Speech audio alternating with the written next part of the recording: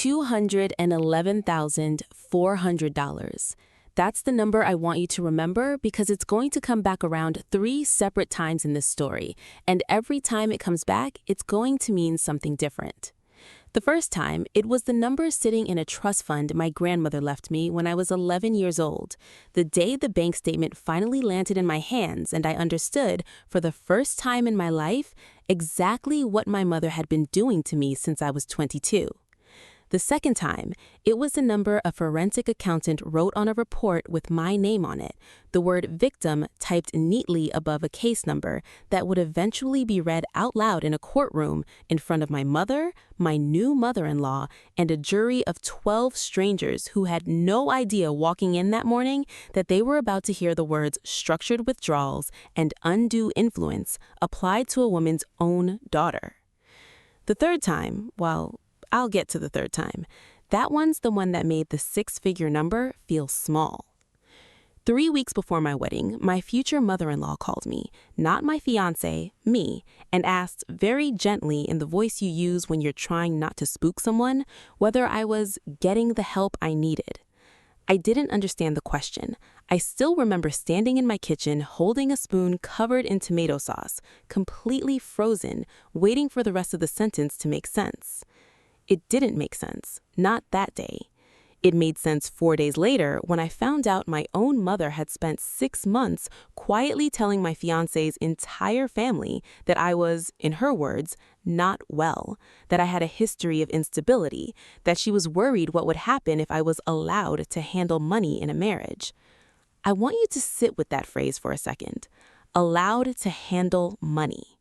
Because here's the thing about my mother that nobody in that family knew, and that I didn't fully understand myself until I started pulling threads that unraveled a decade of my life. My mother wasn't worried about my mental health. She was worried about an audit. They thought they got away with it. They were wrong. Before I take you through exactly how I found out and exactly what I did about it, I want to say this plainly because I think a lot of you watching have lived some version of this story. This isn't really a story about a wedding. It's not even really a story about a lie. This is a story about greed, the specific, patient, decade-long kind of greed that only works if the person being taken from never thinks to ask questions. It's a story about betrayal from the one person who is supposed to be the least capable of it. And it's a story, ultimately, about getting every single dollar back, with interest, with a paper trail, and with a verdict that put it on the record for good. If you're new here, this channel is dedicated to true financial revenge stories, real accounts of fraud, theft, and betrayal, and the meticulous, often years-long process of fighting back and winning. If that's the kind of story that keeps you up at night in the best way, hit subscribe now, because by the end of this video, you're going to want to know how this ends, and I promise you it ends well. My name, I'll use Emily for this story for privacy reasons, though every document, every number, and every event you're about to hear is real. This is the story of how my mother tried to destroy my marriage before it started, and how the same paranoia that made her do it is exactly what handed me the evidence that ended her freedom. To understand what my mother did, you have to understand what my mother was to me for 30 years, the most trusted person in my life, by design. My father died when I was 9. Car accident, a rainy overpass outside Columbus, Ohio. Gone in the time it takes to say his name. After that, it was just the two of us, my mother, Diane, and me, in a townhouse her sister helped her afford, living on a combination of my father's small life insurance payout and whatever my mother could bring in doing bookkeeping for local small businesses. I want to be very clear about something before I go further. For most of my childhood, my mother was a good mother. She showed up to every soccer game. She sewed my Halloween costumes by hand because we couldn't afford the store versions.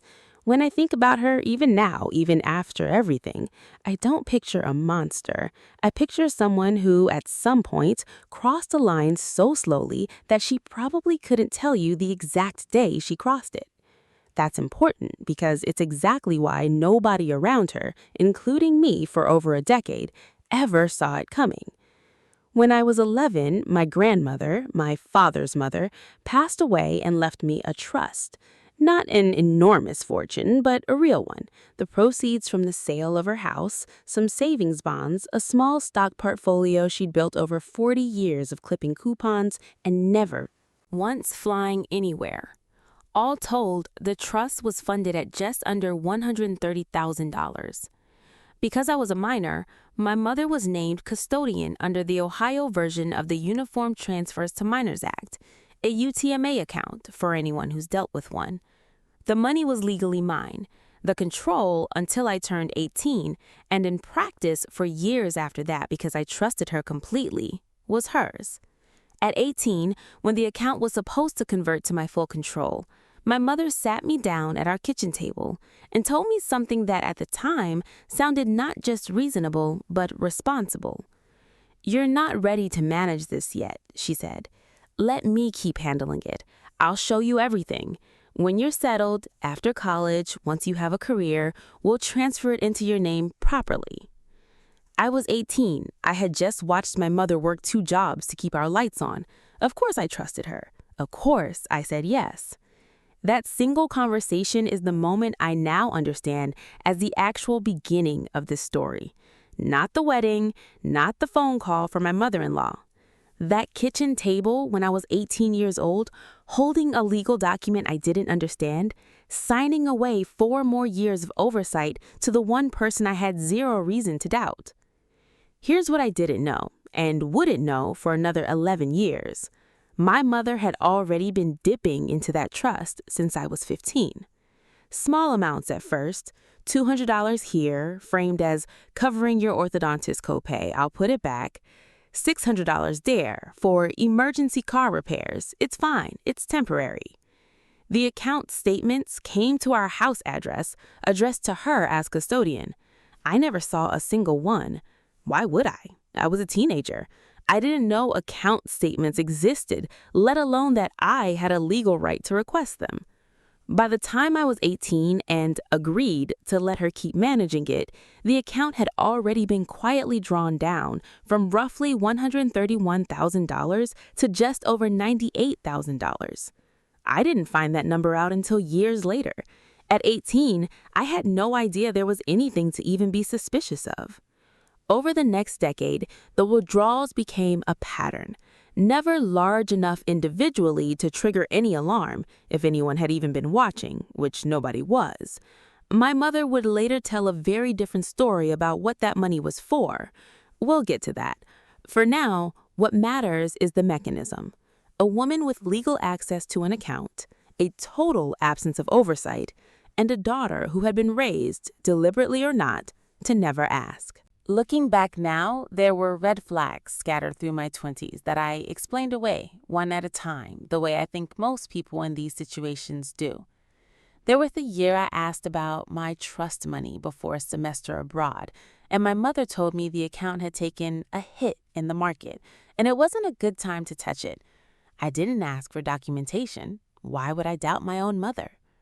There was the year I got engaged, my first engagement at 26, to a man named Marcus, which ended before it became a wedding, when my mother suddenly became very involved in what she called protecting my future, pushing hard for a prenup that, I now understand, had less to do with protecting me from Marcus and everything to do with keeping any future spouse, any future accountant, any future joint tax return far away from a trust account she was still quietly managing.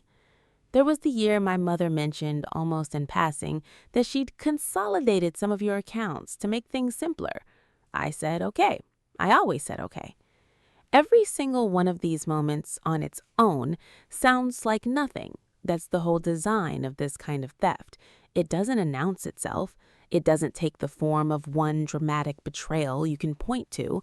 It's 1,000 small permissions granted by someone who has spent 30 years teaching you that permission is unnecessary because she would never hurt you.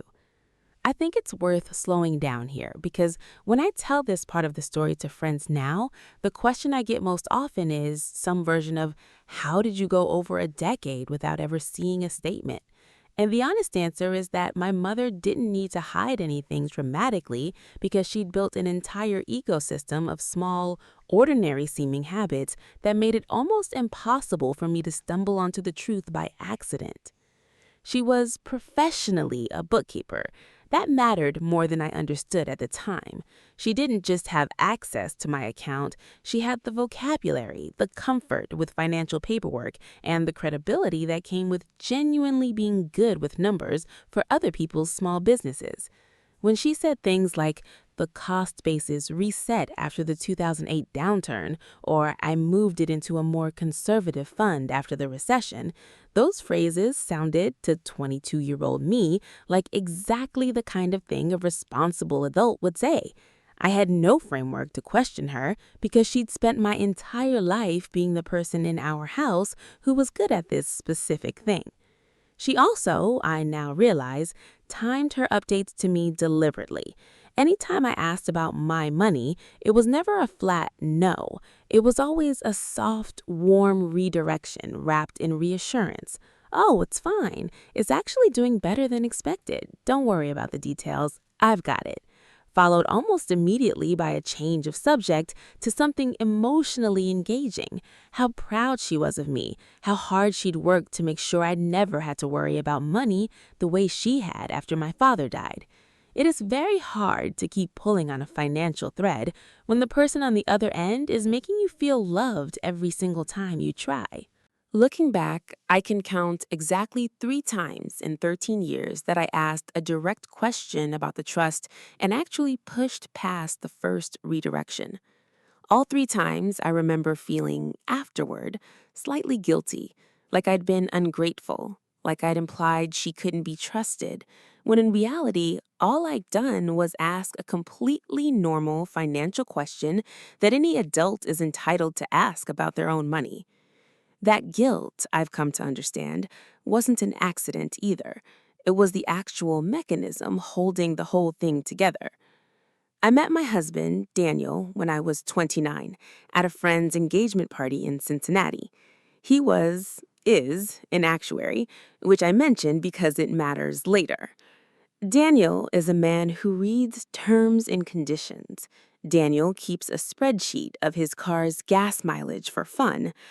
Daniel is, in other words, exactly the kind of person who, when something doesn't add up, cannot leave it alone. We dated for 2 years. He proposed on a Tuesday, which he thought was funny, in the parking lot of the grocery store where we'd had our first real fight over something so small neither of us can remember it anymore. When we got engaged, my mother's behavior shifted again, subtly, but I noticed it, even if I didn't understand it yet. She started asking a lot of questions about our finances, whether we planned to combine accounts, whether Daniel's family had money opinions, whether we were doing a prenup, and if so, whether my trust account, which she still, at 31 years old, technically still administered because I had simply never formally taken it over, would be addressed in it. I remember telling Daniel almost as a joke, my mom's acting weird about the wedding planning. I think she's worried about losing me. I had no idea how close and how far that guess actually was. She wasn't worried about losing a daughter.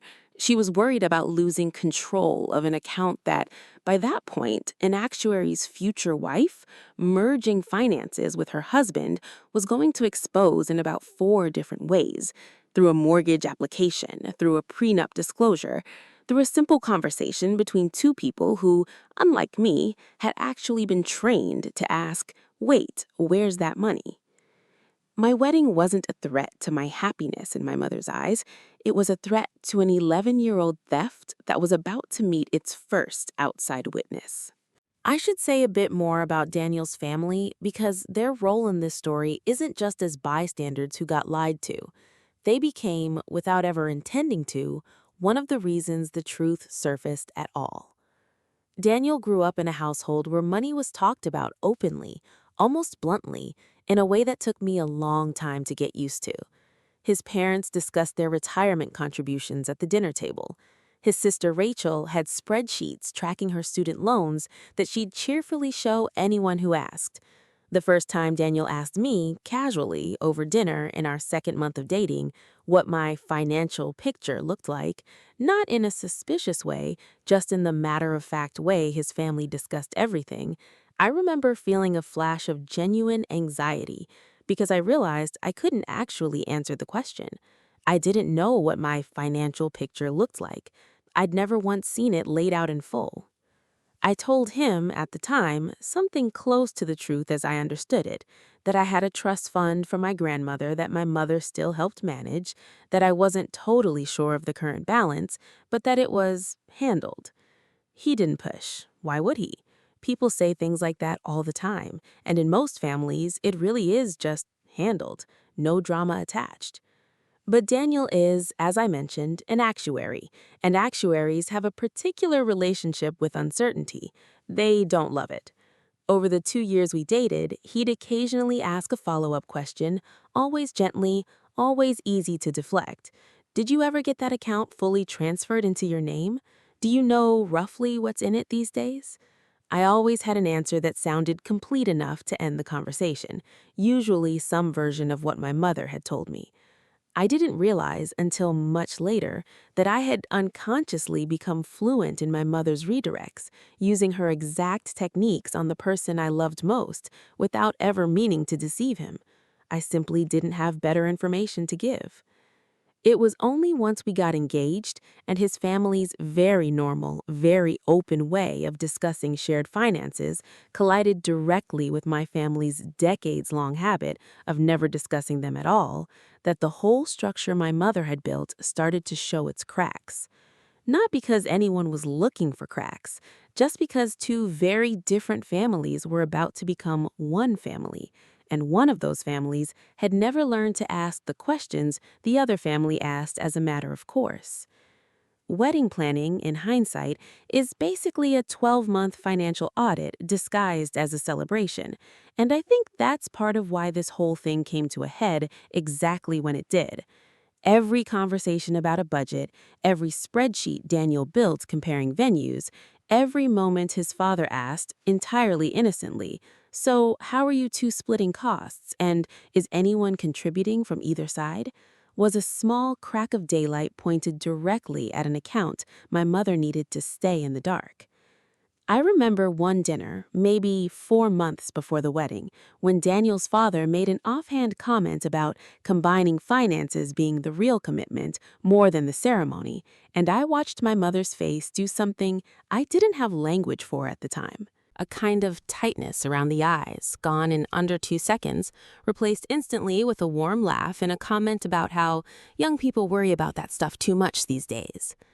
I didn't think anything of it. I think about it constantly now. She also, during this window, became unusually interested in helping address envelopes, track RSVPs, and manage the parts of the wedding that put her physically close to information. Seating charts that revealed who from Daniel's family was flying in from where, guest lists that told her exactly who might casually mention finances at the reception, conversations about the registry that let her ask, without ever seeming to pry, what Daniel and I already owned jointly and what we didn't. I don't think she was running some kind of master plan with a whiteboard in her closet.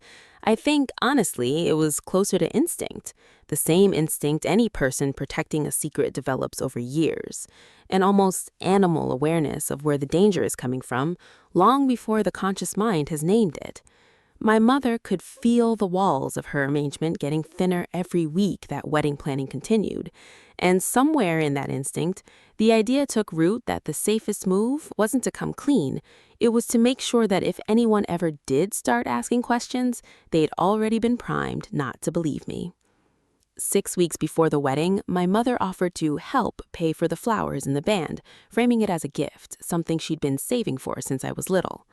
$11,200 wired directly to our wedding coordinator. At the time, it felt like generosity. Daniel actually cried a little when she told us over dinner. He'd lost his own mother's side of extended family to distance and disagreements years back. And here was my mom, stepping up in exactly the way he wished his own relatives would. I didn't know it then, but that $11,200 wasn't a gift from savings. It was a withdrawal from my own trust account made 3 days earlier that my mother then represented to both of us as her own money. I want you to hold on to that detail because it's going to matter enormously in Act 3, when a forensic accountant lays a timeline in front of a jury and shows, transaction by transaction, that the generous mother of the bride gift was quite literally my own inheritance being handed back to me with a bow on it, while the woman doing the handing was, at that very same time, on the phone with my future in-laws telling them I couldn't be trusted to manage money at all. That's not a coincidence. That's a woman protecting a story she was about to need. And that's when I found the smoking gun. Except I didn't know it yet, not for another 6 days. 3 weeks before the wedding, on a Thursday evening, my future mother-in-law, Carol, called me directly. Not Daniel, me. I want to walk you through this conversation almost word for word, because I've replayed it so many times, it's essentially burned into me. "Emily, honey," she said, "I just want you to know, whatever's going on, we're not judging you. Daniel loves you. We just want to make sure you're getting the support you need before the wedding."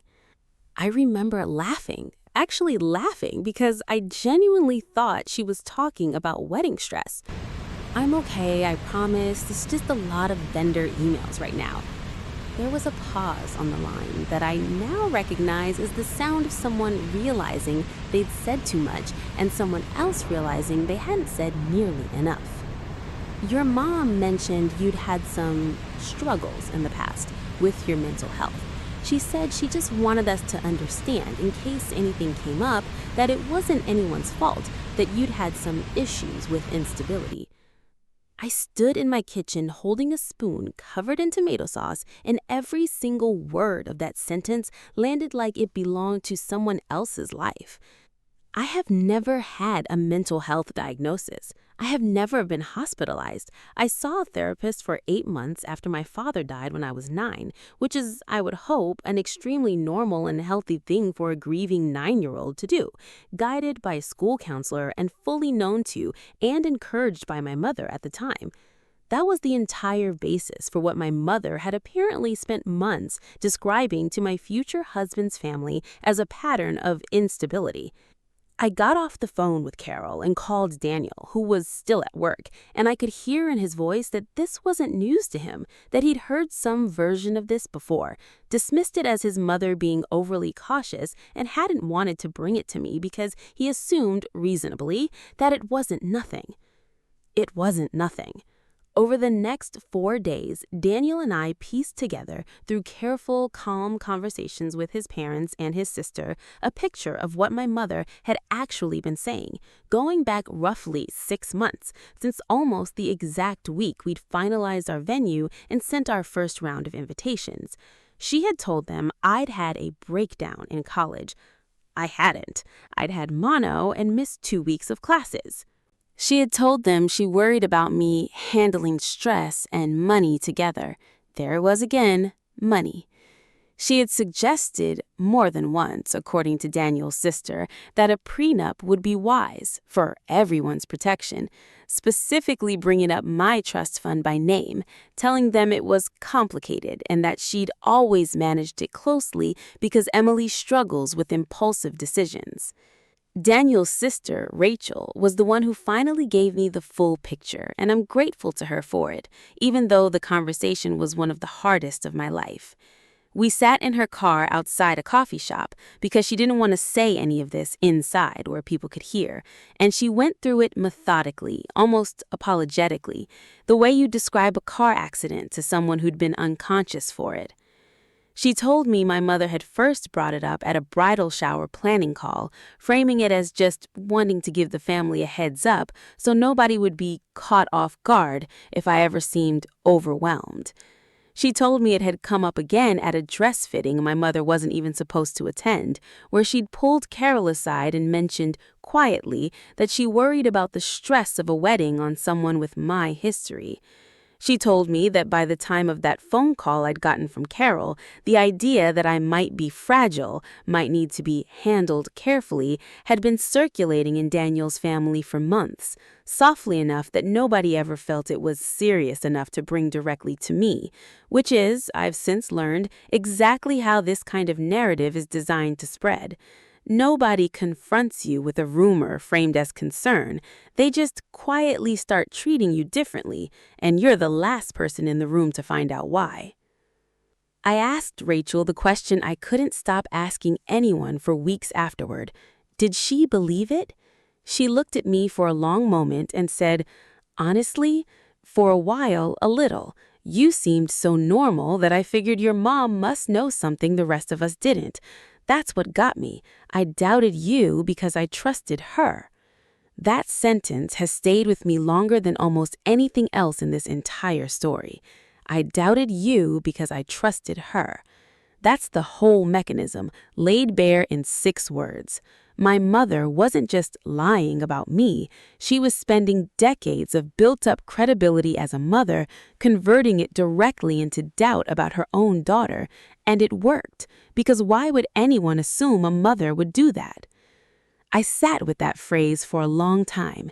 She'd always managed it closely. 11 years after I turned 18, 31 years old, engaged, and my mother was still, in her own words to strangers, actively managing an account that legally, entirely, should have been mine alone for over a decade. I did what I think most people would do first. I called my mother and asked her directly why she'd said any of this. She cried. She told me she was just being protective. She told me Carol had misunderstood. She told me she loved me and would never do anything to hurt my chances at happiness, and that if I was upset, she was so sorry, and could we please talk about this in person instead of over the phone? I agreed to meet her for coffee 2 days later. I went in wanting an explanation. I left with an apology that explained nothing, an insistence that this was all a misunderstanding blown out of proportion by an overly sensitive future mother-in-law, and, this is the part I didn't clock as strange until much later, a very deliberate, very calm redirect every single time I brought up the trust fund. "Why does it matter right now?" she said, when I asked, almost offhandedly, whether we could finally do the paperwork to move the account fully into my name before the wedding. "You have so much else going on. Let's deal with that after the honeymoon." I said, okay. Again, I always said okay. I want to describe that coffee shop conversation in a little more detail because I think it's a masterclass in retrospect in how someone talks their way through an accusation without ever actually answering it. I asked her directly why she told Carol I'd had a breakdown in college. She said, "I don't remember using that word. I think Carol might have misunderstood what I meant." I asked why she'd brought up my trust fund to Daniel's family at all. She said, "I just wanted them to understand our family has been through a lot. I wasn't trying to make you look bad." I asked whether she still considered herself the manager of that account. She said, "I mean, I've always just kept an eye on it for you. You've never asked me to stop." Every single answer technically responded to my question while providing zero actual information. It was like watching someone do verbal jujitsu, and the exhausting part was that each individual answer sounded reasonable enough that I kept feeling like the unreasonable one for continuing to push. But something had shifted in me, and it wasn't about the mental health comments anymore, though those still stung in a way I hadn't fully processed. It was that redirect, the specific, practiced ease of it. I'd been redirected about that account so many times over so many years that I'd never noticed the pattern until I was actively looking for one. That night, I did something I had genuinely never done in 13 years. I logged into the brokerage account my mother had set up under my Social Security number when I turned 18, using the login information she'd given me years earlier in case of emergency, which I had used exactly 0 times. The current balance was $61,830. I sat on my bathroom floor and did math on my phone that didn't work no matter how many times I ran it. My grandmother's trust had been funded at $131,000 when I was 11. Even accounting for some reasonable education expenses my mother had at various points told me the account had covered a laptop for college, one semester's textbooks.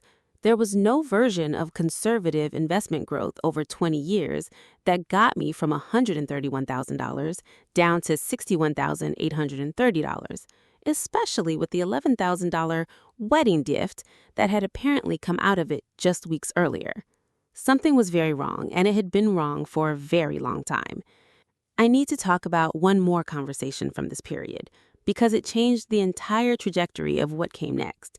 The night I told Daniel not just about the mental health comments, but about the $61,830 balance and the math that didn't work, and the fear underneath all of it that maybe I really had been careless with money my whole life and just never known it.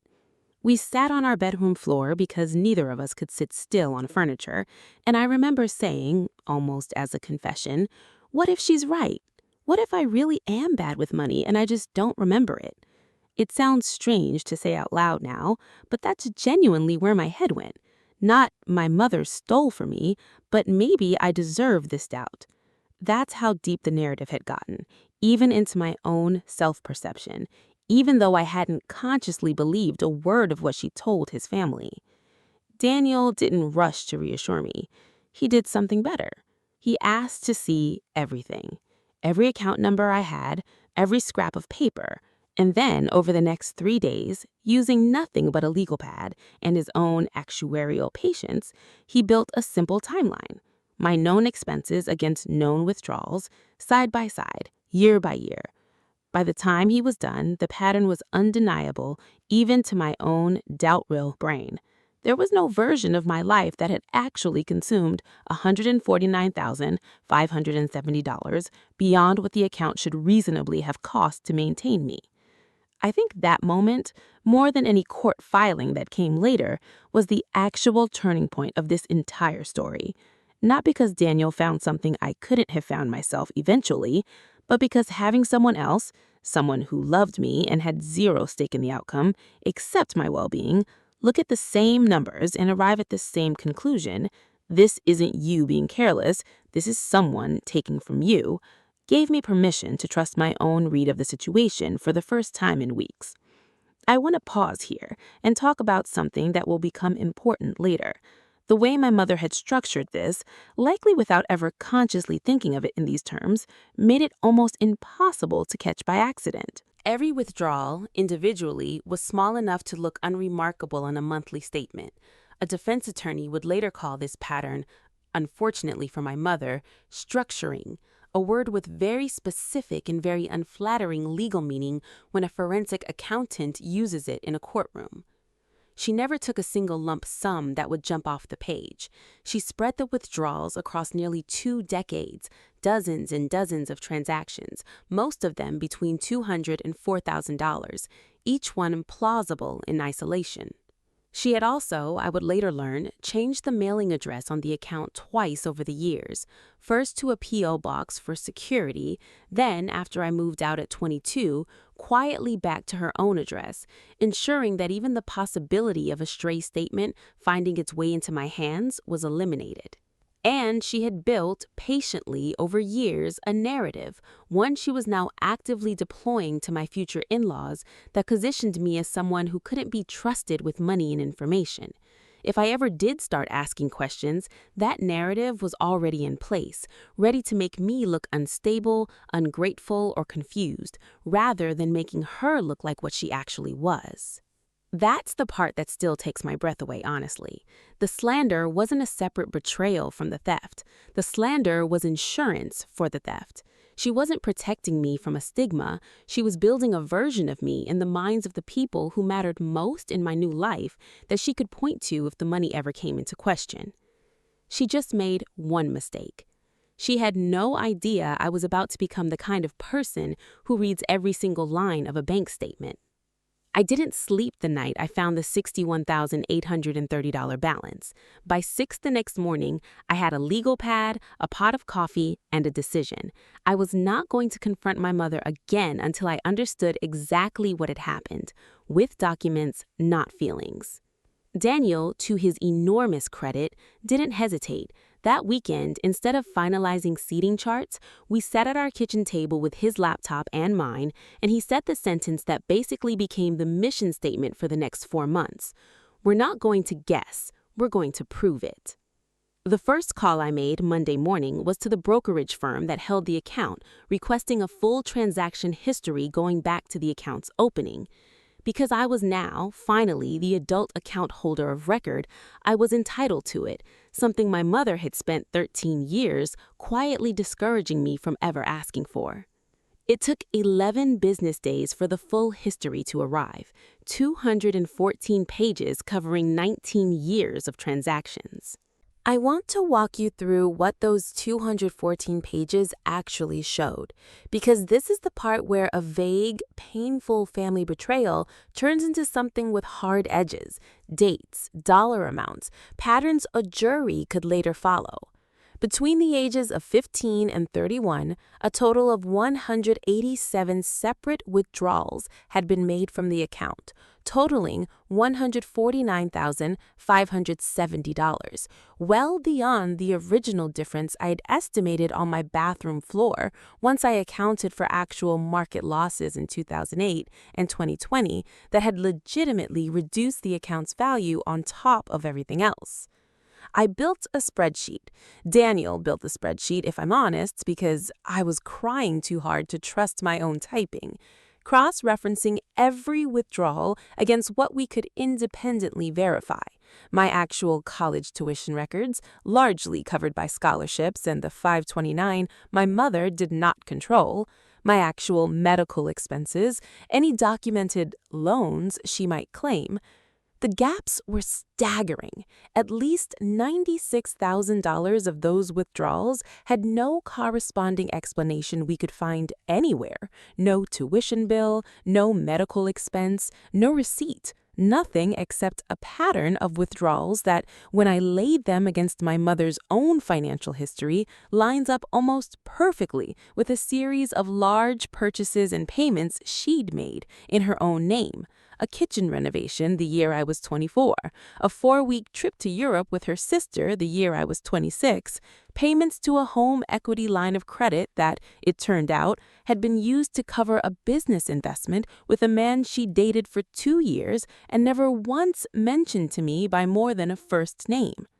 And there, on page 198, 3 days before the wire transfer for our flowers and band, an $11,200 withdrawal, memo line blank, from my account. The gift wasn't a gift. It was my inheritance, laundered through my mother's generosity at my own wedding 3 weeks after she'd started telling my future in-laws I couldn't be trusted with money. I remember reading that line and actually laughing, the kind of laugh that isn't happy, the kind that comes out when something is so absurd your body doesn't know what else to do with it. Before we hired anyone, Daniel and I spent about 10 days doing something that felt strange and a little bit like betrayal at the time, quietly talking to people in my mother's orbit who might have seen fragments of what was going on, without tipping her off that we were looking. My Aunt Susan, my mother's sister, was the first. Over lunch, carefully, I asked her whether she remembered anything about how the trust had been handled over the years.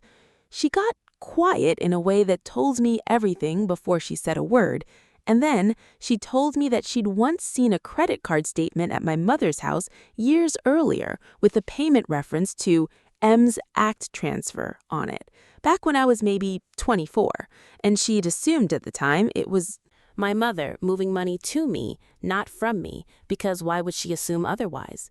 She hadn't thought about it in years until I asked.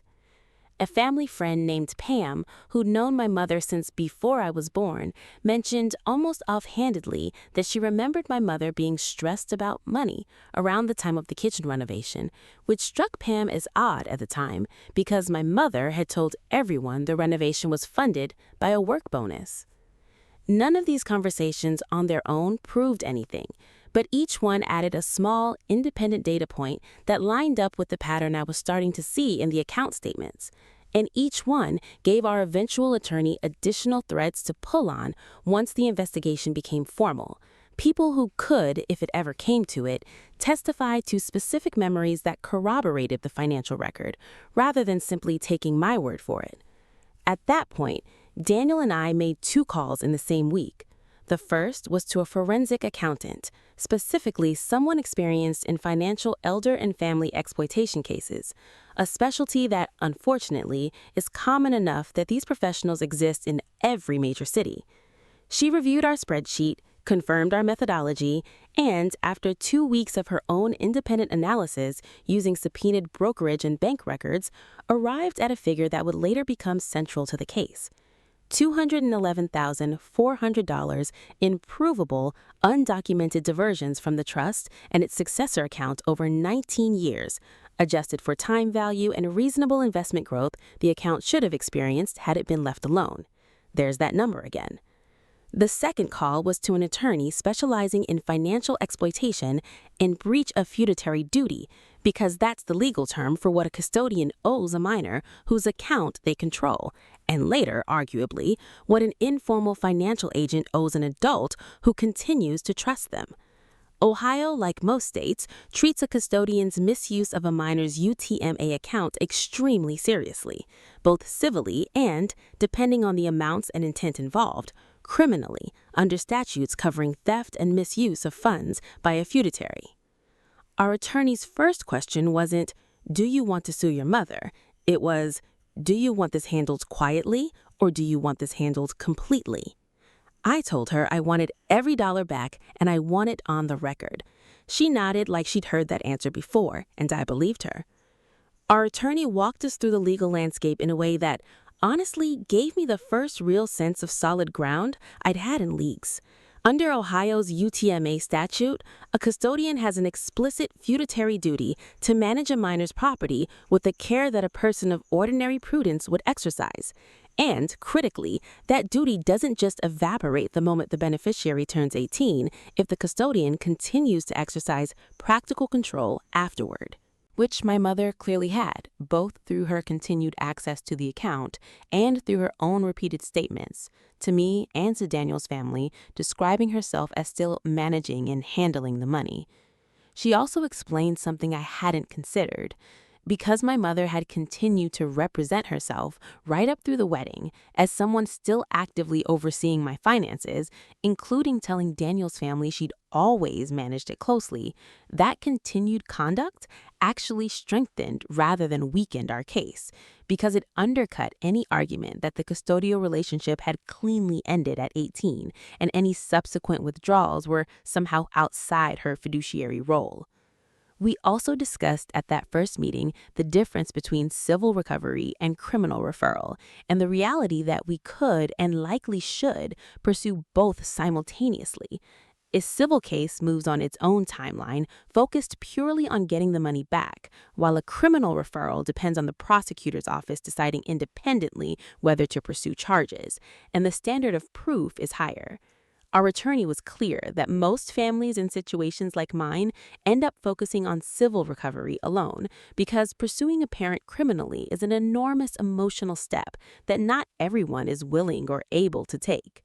I told her, sitting in her office that day, that I wanted to leave the door open for both, because if my mother had done this to me, I needed to know whether she might do it again, to someone else, and a felony record was the only thing that would follow her regardless of what she told people afterward.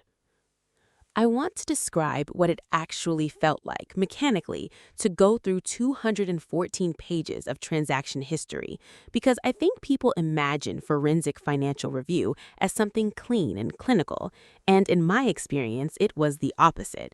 It was one of the most emotionally exhausting things I have ever done. Daniel and I worked through it in the evenings after work, at our kitchen table, printing out pages and highlighting them in 3 colors: yellow for withdrawals we could explain, pink for withdrawals we couldn't, and blue for anything that needed a follow-up call to a bank or a business to verify. By the second week, the pink highlighter was by a significant margin the one we went through fastest. There's a particular kind of grief in watching your own childhood get reduced to line items. A withdrawal of $340 the same week as my 8th grade band trip. Did that cover the trip or something else entirely? A withdrawal of $1,200 the month I turned 16, around the same time my mother bought herself a new car. Coincidence or not? I couldn't always tell, and that uncertainty was its own kind of exhausting because it meant relitigating memories I'd always thought of as uncomplicated, wondering what else from my childhood had quietly been funded by money that was supposed to be mine, dressed up as generosity I was taught to be grateful for. The forensic accountant, when we eventually brought her in, was much more disciplined about this than we had been. She wasn't interested in every ambiguous $340 withdrawal because emotionally exhausting line items aren't necessarily legally significant ones. She focused on patterns. Withdrawal timing clustered suspiciously around my mother's own large personal expenses. Withdrawals with vague or missing memo lines compared to ones with clear, verifiable purposes, and the mathematical gap between what the account should have reasonably grown to, given its starting balance and conservative market performance, versus what it actually contained. That discipline, the willingness to set aside the emotionally loaded details and focus purely on what could be proven, is, I think, the single biggest reason our case ended up as strong as it did. Grief tells a story. Documentation proves one. We needed both, but only one of them holds up in a deposition.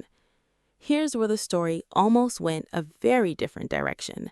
2 weeks before the wedding, while our attorney was still preparing a formal demand letter and before any subpoenas had been issued, my mother apparently sensed something had shifted. Maybe it was the way I'd gone quiet at a cake tasting. Maybe it was a slip from an aunt who knew we'd requested account records.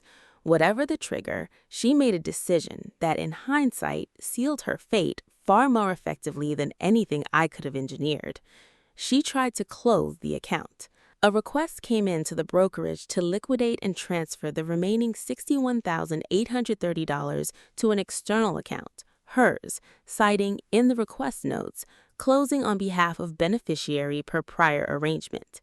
Except the account had converted fully into my name and social security number when I turned 18. She hadn't had actual authority to initiate that transfer in over a decade.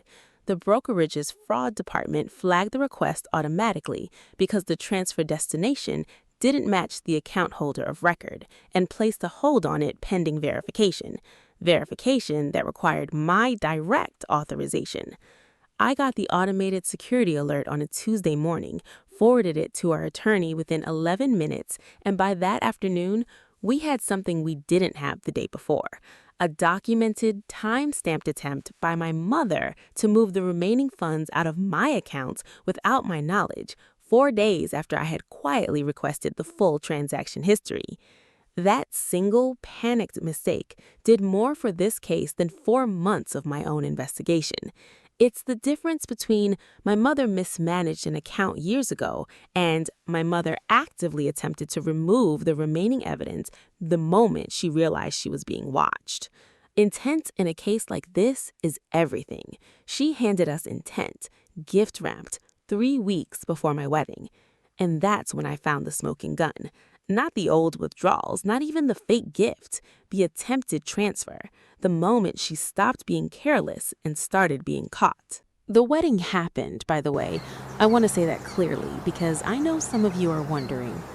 Daniel and I decided, after a long conversation with our attorney, that we would not let my mother's actions cost us the day itself. But my mother did not walk me down the aisle. My uncle did. She was not seated with immediate family.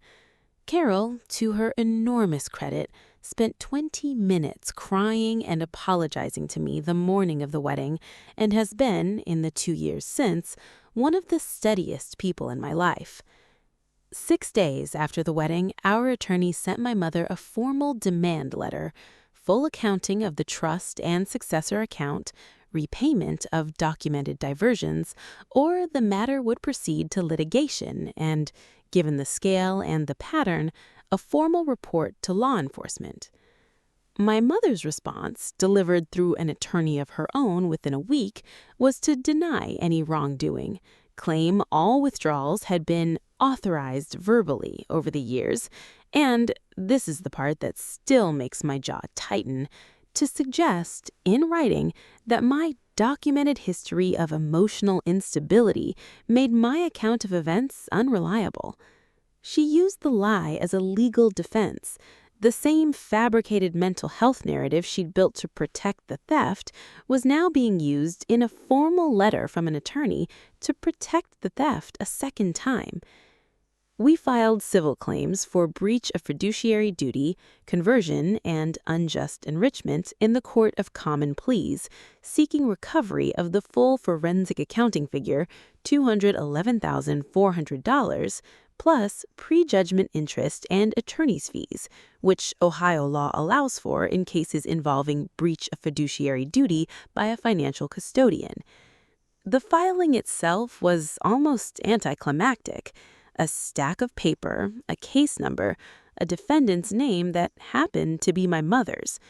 What I wasn't prepared for was how strange it felt to sit across a deposition table from her 4 months later in a conference room that smelled like burnt coffee, with a court reporter typing every word, and watch her answer questions under oath using the exact same soft, reasonable tone she'd used at that coffee shop months earlier, except this time, every non-answer was being recorded, and every contradiction was being flagged by our attorney in real time. She testified, under oath, that all withdrawals had been made with my understanding and implicit consent. Our attorney asked her to identify a single instance where I had explicitly authorized a specific withdrawal amount. She could not. She testified that the kitchen renovation had been funded by savings and a bonus from work. Our attorney produced the home equity line of credit paperwork, taken out the same month in an amount that matched the renovation cost within $400, and asked her to explain the discrepancy. She said she'd need to check her records. She never did produce anything that resolved it.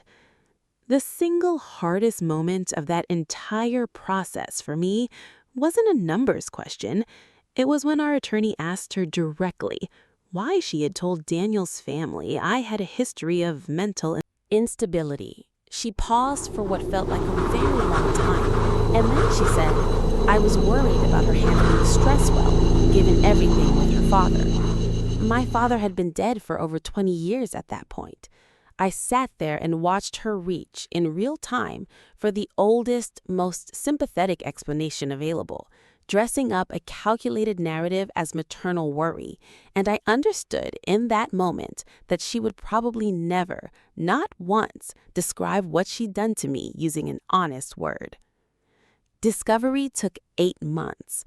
My mother's own bank records, subpoenaed over her objection, corroborated almost every gap in our spreadsheets: the kitchen renovation, the trip to Europe, and the home equity payments tied to the business investment with a man named Richard, who it turned out was not simply someone she'd dated, but someone she had been quietly, financially entangled with for 6 years, including a jointly held LLC that had itself taken a loan partially secured against assets that traced back to funds diverted from my account. That LLC, it turns out, was a small chain of 2 nail salons that had, according to Richard's own deposition testimony, been consistently unprofitable, meaning a significant portion of the money taken from an 11-year-old inheritance had gone, over the years, into propping up a failing business run by a man my mother introduced to me exactly once at a barbecue as a friend from the gym. That's the twist I mentioned at the start. Not gambling, not a hidden addiction, though I almost wish it had been something that dramatic because it would have made more sense to me emotionally. It was smaller and somehow worse. My grandmother's careful 40-year coupon clip savings, meant to help her granddaughter get a start in life, had spent nearly a decade funding manicures and pedicures at a strip mall salon that never once turned a profit, for a relationship my mother hid from me entirely. Richard's deposition was, in its own way, almost as revealing as my mother's. He described my mother as incredibly supportive of the business from the beginning, describing cash infusions over the years that he'd simply understood as coming from her savings or an inheritance she had access to, never once asking, apparently, whose inheritance it actually was. When our attorney asked him directly whether he knew the money had come from a trust fund belonging to my mother's daughter, he went quiet, then said, I never really asked where it came from. She said she had it to give. It was, in its own small way, one more example of the same pattern that ran through this entire story. Nobody ever asked because the person doing the taking had spent her whole life being the kind of person nobody thought to question. 2 nail salons, 6 years, a relationship that ended, according to Richard, about 8 months before my wedding. Right around, though he had no way of knowing this, and neither did I at the time, this same period my mother started laying the groundwork with Daniel's family. I've wondered since whether the end of that relationship and whatever financial reckoning came with it is part of what made her suddenly so anxious about anyone getting a closer look at her finances. I'll never know for certain, and honestly, I've made peace with not needing to. Alongside the civil case, our attorney and the forensic accountant's report were formally referred to the county prosecutor's office. Given the amount involved, over the felony theft threshold in Ohio by a wide margin, and the documented pattern of structuring and the attempted post-discovery transfer, the case was assigned case number CR 2025-0847, and my mother was ultimately indicted on charges including theft from a person in a position of trust and attempted theft, tied specifically to the frozen $61,830 transfer attempt. The prosecutor assigned to the case, a woman named Denise, who had handled financial exploitation cases for nearly a decade, told me something early on that stuck with me. These cases are notoriously hard to charge, not because the evidence is usually weak, but because so few victims ever come forward against a parent, and prosecutors' offices are often reluctant to pursue charges without a cooperating victim willing to see it through to the end, especially in cases where the family relationship makes emotions and pressure to drop it run high. She told me plainly that if at any point I wanted to pull back, that was my right and it wouldn't be held against me. I told her I wasn't going to pull back, and I meant it, though I won't pretend there weren't nights I questioned that decision, usually after a call from an aunt asking me to just let your mother make it right quietly. I sat 2 rows behind the prosecution table the day the plea was entered.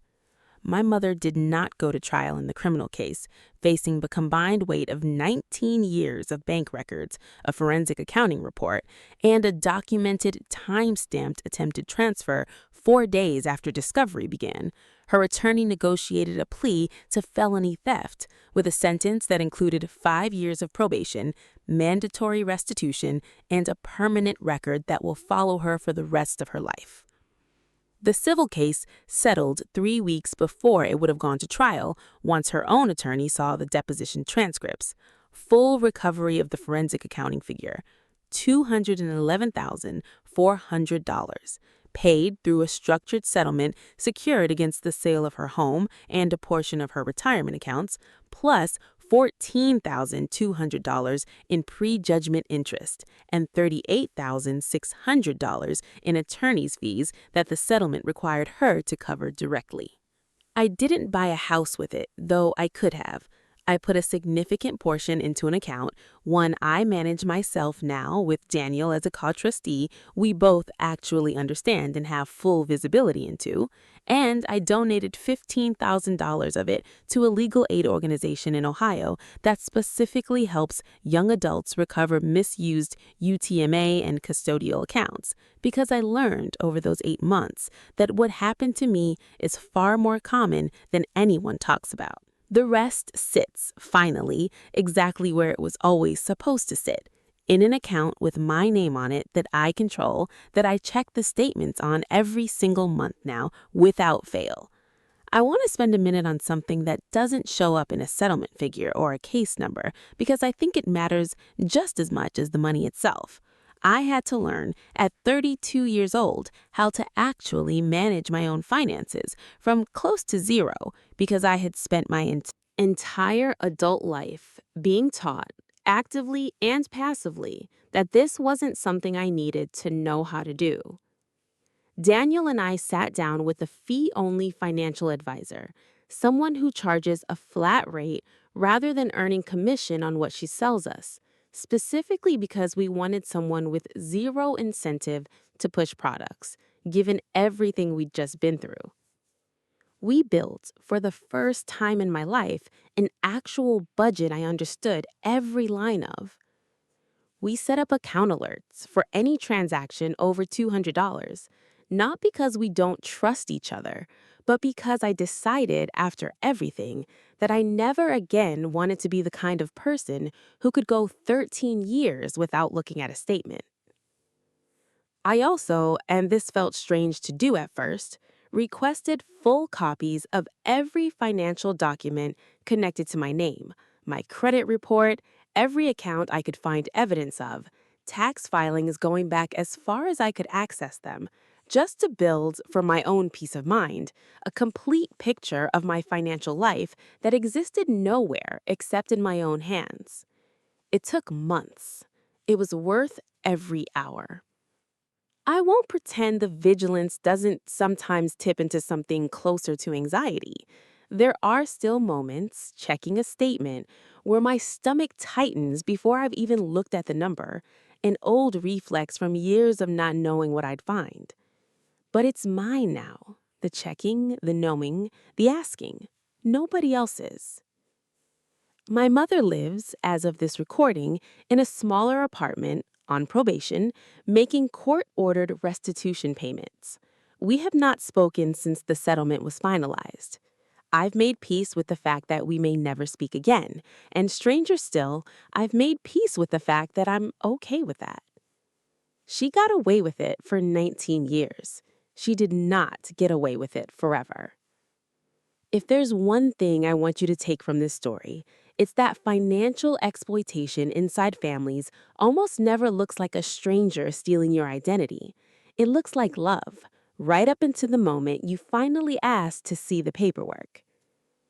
Here are the warning signs I wish someone had told me to watch for, years before my wedding.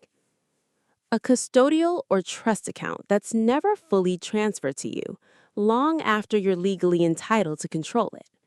If you're an adult and someone else still handles an account that's legally yours, ask for full statements, not a summary, not a verbal update, the actual account history. You are entitled to it, and a person with nothing to hide will hand it over without hesitation. Consistent redirection whenever money comes up. Let's talk about that later. You don't need to worry about that. I've always handled that closely.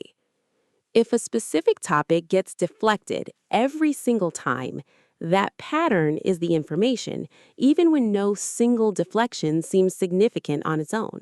Narratives about your reliability that don't match your actual life.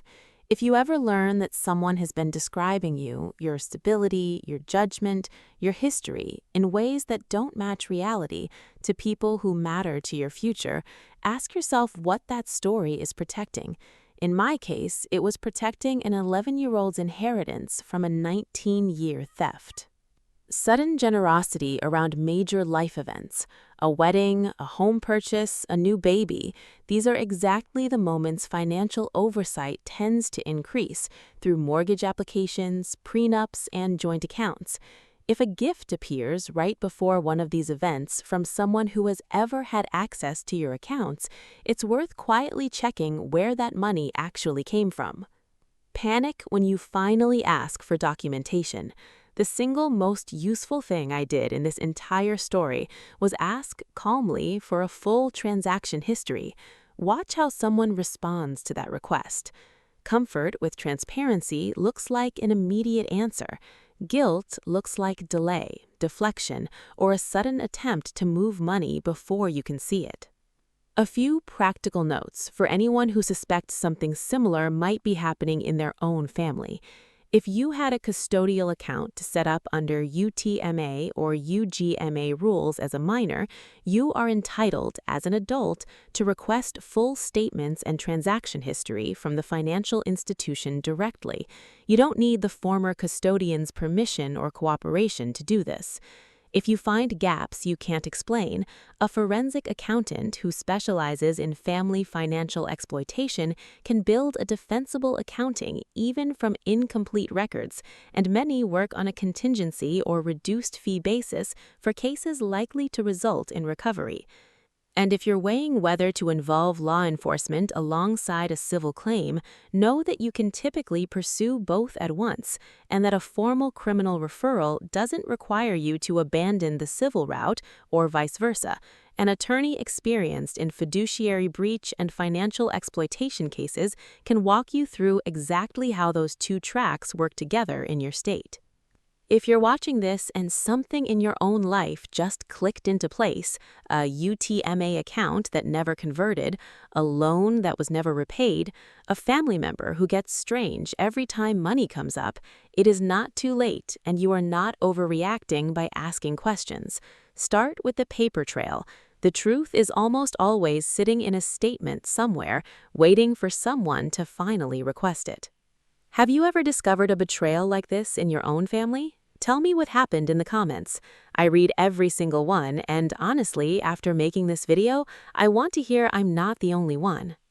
If this story kept you watching until the very end, subscribe for more real financial revenge stories, and I'll see you in the next one.